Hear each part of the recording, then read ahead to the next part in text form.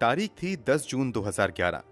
उत्तर प्रदेश के गोरखपुर के कमलेशपुरम कॉलोनी की रहने वाली एक लड़की किसी जरूरी काम से घर के बाहर निकलती है, लेकिन देर शाम तक वापस नहीं आ पाती है। घर वाले परेशान होकर पुलिस में शिकायत दर्ज करवाते हैं। एक जवान लड़की के गायब होने की खबर से शहर भर में हंगामा हो जाता है।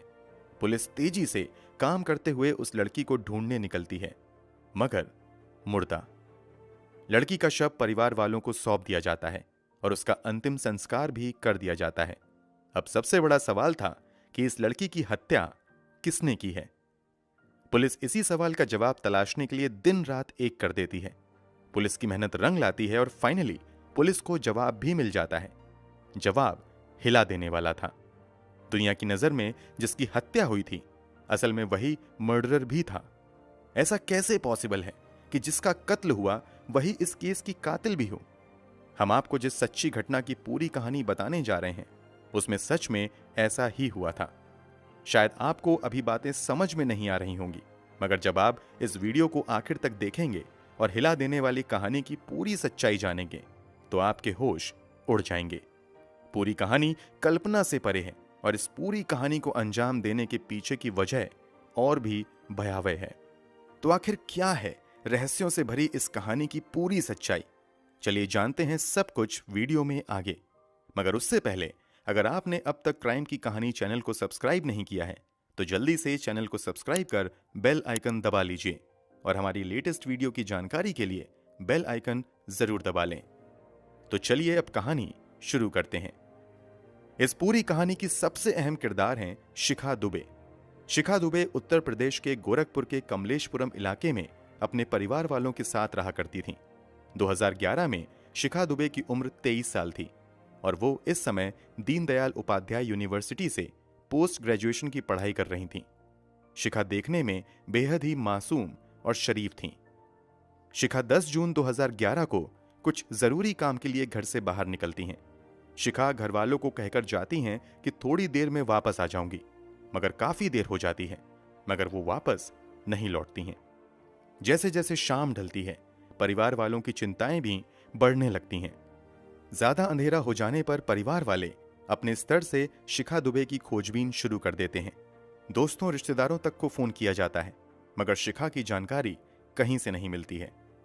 जब शिखा का कहीं भी अता पता नहीं चलता है, तो थक हार कर शिखा दुबे के पिता राम प्रकाश दुबे गोरखपुर के एक स्थानीय पुलिस स्टेशन में जाकर बेटी के गायब होने की शिकायत दर्ज करवाते हैं। मामला दर्ज करने के बाद पुलिस वाले राम प्रकाश दुबे से पूछते हैं कि क्या आपको किसी पर शक है। जवाब में वो दीपू यादव का नाम लेते हैं। दीपू यादव ही इस कहानी का दूसरा सबसे अहम किरदार है। राम प्रकाश दुबे के मुताबिक दीपू यादव उन्हीं के पड़ोस में रहता है।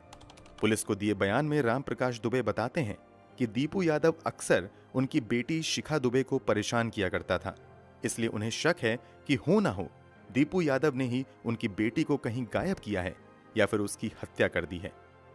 शक जताए जाने के बाद पुलिस तुरंत एक्टिव होती है और भागते हुए दीपू यादव के घर पर आती है।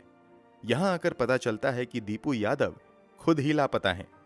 अब पुलिस वालों का शक यकीन में बदल जाता है और वो दीपू यादव को ढूंढने में लग जाते हैं। इधर पुलिस शिखा दुबे की भी तलाश में लगी रहती है। इसी खोजबीन के दौरान पुलिस वालों को सरयू कैनाल कॉलोनी के पास के जंगल में एक लाश मिलती है। ये लाश एक लड़की की थी। लाश का चेहरा बहुत ही भयानक तरीके से बिगाड़ दिया गया था। चेहरे से पहचान करना मुश्किल था।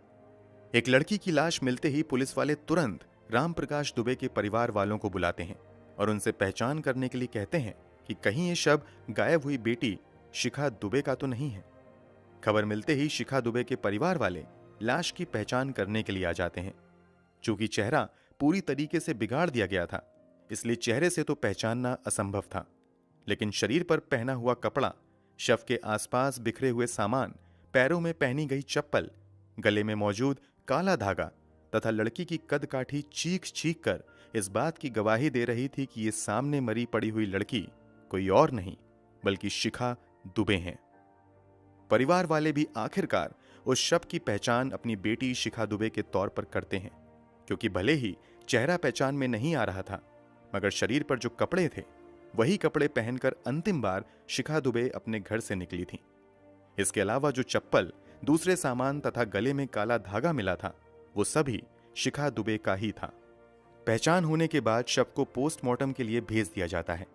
पोस्टमार्टम में खुलासा होता है कि गला दबाकर हत्या करने के बाद लड़की के चेहरे को धारदार हथियार से काटा गया है और भारी चीज से हमला करके चेहरे को बर्बाद भी किया गया है। इसके अलावा पोस्टमार्टम में सेक्सुअल हैरेसमेंट की भी पुष्टि होती है। शरीर को कई जगह सिगरेट से जलाया भी गया था। मतलब लड़की के साथ हैवानियत की सारी हदों को पार किया गया था। इस दरिंदगी की खबर बाहर आते ही लोगों का गुस्सा भड़क जाता है और लोग जल्द से जल्द आरोपी के गिरफ्तार की मांग करने लगते हैं। इधर पोस्टमार्टम के बाद सभी जरूरी फॉर्मेलिटीज पूरी करने के बाद लड़की का शव परिवार वालों को सौंप दिया जाता है, जो विधिवत तरीके से उसका अंतिम संस्कार भी करते हैं। इस घटना ने बड़े स्तर पर अखबारों की सुर्खियां बटोरी थीं और लोगों में बड़ा गुस्सा था। इसलिए पुलिस वाले भी तत्परता दिखाते हुए जल्द से जल्द हत्यारों की तलाश में लग जाती है। चूंकि शिखा दुबे के पिता ने दीपू यादव नाम के लड़के पर शिखा दुबे की हत्या का शक जताया था, इसलिए पुलिस दीपू यादव को ही प्राइम सस्पेक्ट मानते हुए हाथ पैर मारना शुरू कर देती है और दीपू यादव से जुड़े दर्जनों लोगों को उठाया जाता है।